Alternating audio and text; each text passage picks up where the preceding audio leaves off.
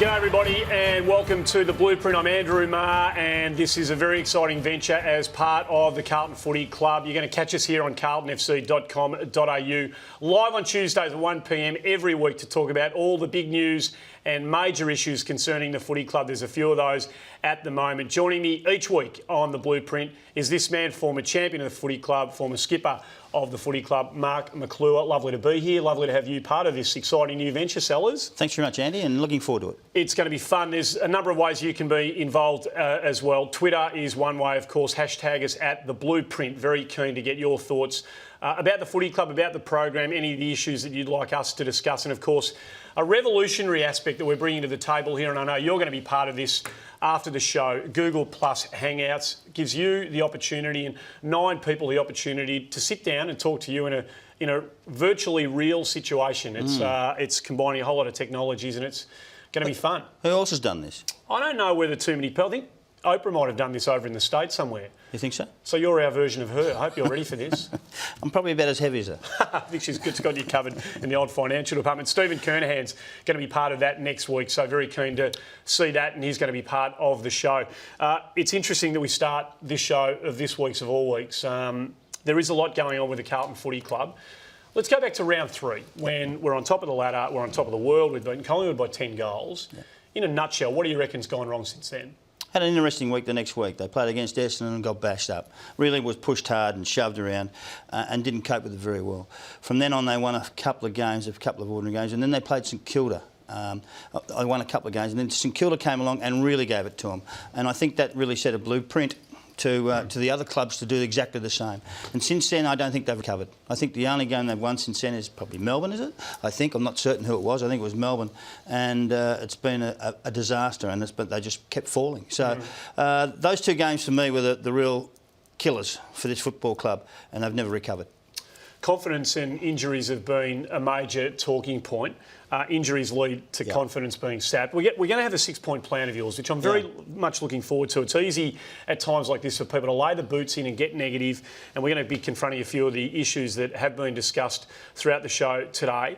But in a nutshell, give us your 6-point plan that you would enact if we wanted to kind of move our way through this period in the short to mid-term. Well, this has been put together over years of process of watching football, playing football, being part of it, and what would happen. Because this is not the first time it's ever happened to a footy club. North Melbourne are just coming through it now. Here's your first point. Yeah, the first point is that you actually get to the playing group and start to build some confidence in that group. You start to get a plan together, a set of plan that's so simple that they can work with. And this comes from the coach? This comes absolutely from the coaching staff. Yep. Not just the coach, it's not one man.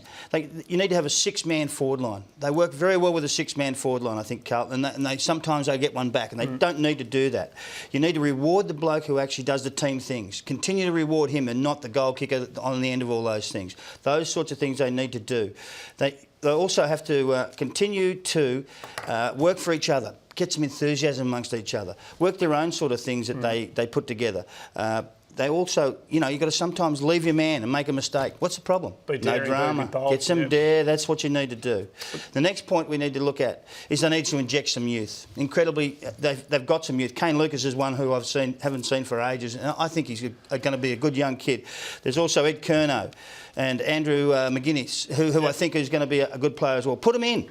Whack them on someone who's a good player against Collingwood. Give them a chance to actually show their wares against the best players and show them what they have to do for the future. There's also some building of confidence back of the senior players. And I know the senior players there all walk around, they think they're pretty confident, but I know they're rocked. And it wouldn't hurt them to put back a couple of senior guys in. I'd like to put Jordan Russell back in. Do you forget about the scoreboard a little bit? Absolutely. Is that something you just take? I mean, you want to win games of footy. That's what it's all about, obviously. But part of your plan is you set them to kick 4 goals a quarter. Yep. If you kick 16 goals, you're going to win most games. Yep. So if they sit to those sort of plans and you 4 goals a quarter, away you go. And after the game, if they kick 16, they get beaten by a couple of goals. No one's going to blow about that. Not anyone's going to blow about that. You just mentioned Jordan Russell's name in passing. Point number 3, I reckon, refers to him and a couple of other players in similar positions to him on the list at the moment. Yeah, I think Paul Bauer as well is another one. I'd put Paul Bauer in and I'd put him up against Goldsack and say, this is your job.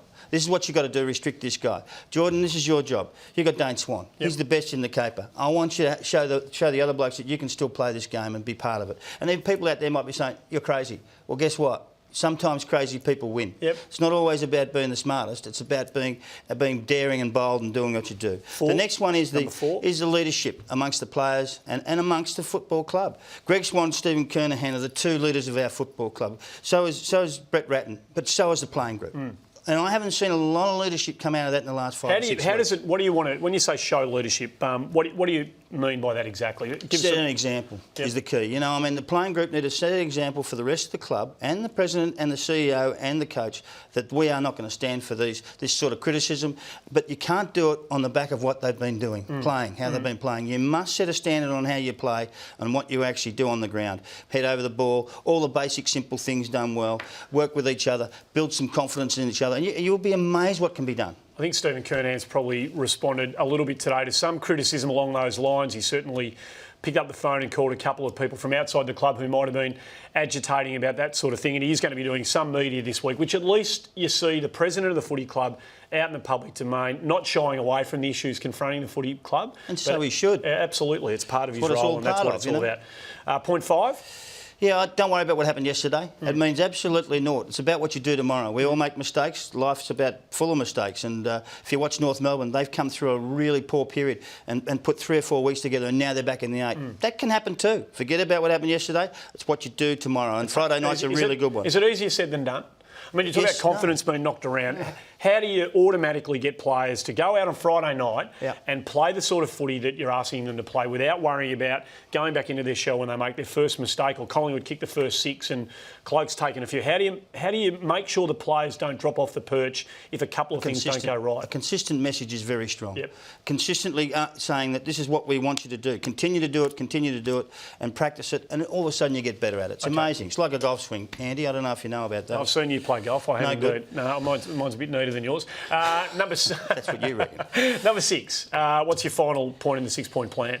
Yeah, well, the coach is going to be judged, and we all understand that. And he's been judged in the paper today, in the Age and the Sun, and every footy show around the world he's been involved in. But he'll be judged in the next 10 weeks on how he actually pulls this together, pulls his club back and mould him into a competitive unit, and that's the key. It's not about wins and losses and everything else. It's about what he can do and his coaching group can pull together, and it's his job to lose. Some of the things that people have been saying in the last 24 hours, and again this morning, have been remarkable in terms of Brett Ratton. They're saying that the job's already gone, that irrespective of what happens from now going through to the end of the year, that he's gone. That Mick Moldhouse's name's already been mentioned, and all this. Do you still believe that it's Brett Ratton's job to lose? Absolutely. You do believe that? Well, he's on a contract and he's there, and he's the incumbent, and it's if he thinks he's going to lose it, he'll lose it. But if he doesn't think he's going to lose it, he's got to work his backside off and get him up and going, and then it's up to them to make a decision on him. Yeah. Not he's done his best job, and that's all you can actually do in life. I think that the people in the paper, there's a lot of myths and a lot of rumours in football. I don't know if you've ever been a part of one, but this could be another one of those. But at this stage, I think that everyone at Carlton's stood fast, and Brett's still in the job. It's his job to actually build this group up again and get going, because otherwise it is gone. We've got to work with there. It'll be interesting to see how they respond to Friday night, particularly from a selection perspective, and whether they do bite the bullet and play some of these young players that Sellers has mentioned there. That's this week's story. I'm sure we'll revisit that before this program's done and dusted for 2012. Last week's story was Brock McLean, of course. He got involved in a Twitter controversy. He'd been pushed and he'd been provoked, as happens with people in the spotlight from time to time. He has apologised. He's been fined. We know what's happened then. We had the opportunity in the Blueprint to speak to Brock McLean yesterday, and here's a little bit of what he had to say. Oh, look, my idea behind retweeting, some nasty stuff that people tweet me, or is, to let the supporters see, some of the abuse that players do cop, and then for that person who tweeted me the shocking comment, to get a bit of a taste of their own medicine. So that was the whole idea behind it. It was never anything personal or never meant to to offend anyone. But looking back on it, it probably wasn't one of my proudest moments. There's one guy on the weekend who's an Essendon supporter who tweeted me that I should be playing local footy, and then at the end of the tweet said I should go hang myself. So lucky I'm pretty thick-skinned, and I take it with a grain of salt, but you know, we talk so much these days about cyberbullying and, you know, and stuff like that. It is a form of cyberbullying, and, you know, I'd hate to see, you know, a couple of young players come through who are on Twitter to try and engage with the fans, to try and do the right thing, and, you know, might not be as thick-skinned, or might, you know, take things a bit more to heart like that, and, you know, suddenly it can end someone's career, or, you know, give someone depression if they're constantly copying stuff like that. So, you know, as I said before, the idea of retweeting stuff like that is to get those people to taste their own medicine, and to sort of get those trolls, you know, out there known, and so they don't tweet like stuff like that to people. You know, if those people were face to face, they wouldn't say those things. You know, they're all tough guys behind a computer and behind an iPhone screen. But, you know, if they were stood face to face with a player or stuff like that, they'd probably tell them how much of a good player they are, or how much of a good bloke they are. And so it's a shame, you know, some people are like that. But, you know, most of the, you know, 99% of the people that I, you know, connect with on Twitter are really good people and have got really nice things to say. He's an impressive young bloke, Brock Maclure. He's been, you know, around footy for a while now, and he's a bit unique. He doesn't come out with the regulation cliches. It gets him into a bit of trouble every now and again. It did last week. That was only a small part of the entire interview, which you can see on carltonfc.com.au. If you want to know a bit more about it, I urge you to go and have a look at that. It's a different world nowadays for players than it was back in your day. There's probably a few more pitfalls open to players to fall into these days. Yeah, well, they don't talk to people much anymore. They just do it by media, and actually it's a cowardly way, isn't it, really, when you think about it? Sacking your girlfriend on Twitter, sacking your wife, doing all those things on Twitter. Bit of both. Bit of both. Yep. I mean, it is cowardly. Yep. And there's nothing wrong with talking to people. I reckon it's not a bad way to go back. That's why the newspapers are all gone. It's not an AFL phenomenon. No. I mean, this is something that's been dogging sports people all over the world. I mean, Rashad Mendenhall from the Pittsburgh Steelers has got himself into trouble. He was fined about $100,000 for a couple of tweets that he put out there by the NFL. We've had it a bit closer to home on Facebook. You can find yourself in so much trouble just from somebody else posting a photo of yours, as the Australian swimmers found themselves in. And even Stephanie Rice, who's a bit of a clean skin, she's found herself in trouble for, you know, tweeting the wrong bits and pieces from time to time. She'd tweet a photo of herself, which is much better. Should encourage that sort of behaviour, I would have thought. We've got a big weekend to look forward to. As we said, Stephen Kernahan's going to be on the show next week. There's a lot to look forward to him. We'll have a good chat on where he thinks the club's at. If you want to ask Sticks a question, you can tweet your questions to the Blueprint, or you can email the club with the Blueprint in the subject line at blues@carltonfc.com.au. A lot to look forward to there, and he's going to be part of that Google Plus Blueprint chat after the show, in the hangout after the show next week.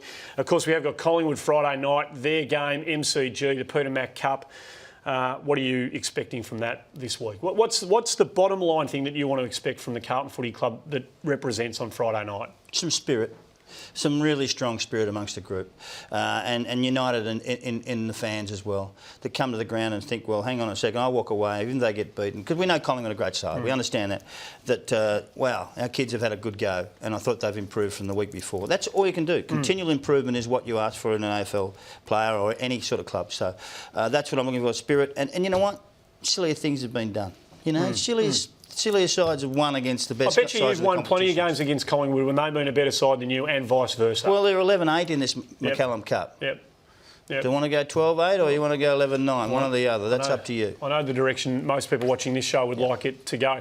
Let's hope next Tuesday we're talking about a Carlton win.